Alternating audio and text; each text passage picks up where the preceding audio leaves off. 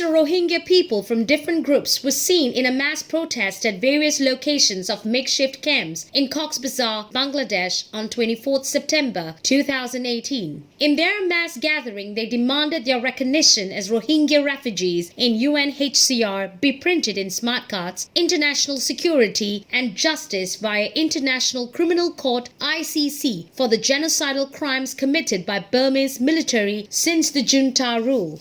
Groups of distressed Rohingya elderly and youths were seen in a protest to demand the above-mentioned demands with their tearful eyes. Their sorrowful situations were seen in their handwritten brochures in this digital era, and they urged for their demands to be fulfilled before any process of actual repatriation.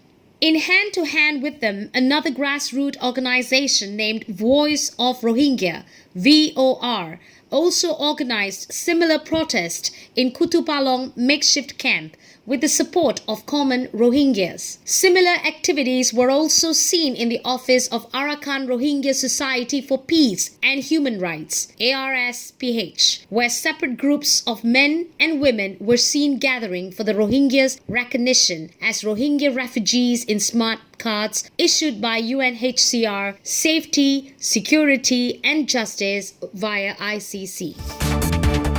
A Burmese police tormented Rohingya villages of Butidang township to extort heavy amount of money and uses the creation of fake case as a threat on 22nd September 2018. A police named Aung Tiha in Ward 2 of Butidang extorted 230,000 kyat from a Rohingya residing in the same ward. According to locals, he keeps an eye in the area and targets the Rohingya with different false allegations to fulfill his lust for money. Besides, the traveling Rohingya using the Yua Ma road are usually tortured by him as he keeps patrolling on the same road. Villagers informed that he even tortures the pedestrians and fearlessly conducts his crime as Burmese forces are set free by the government itself. His activities created a fearful environment in the area and locals are hardly seen outside of their homes. And villagers explained how they decided to go out only for work or in an emergency.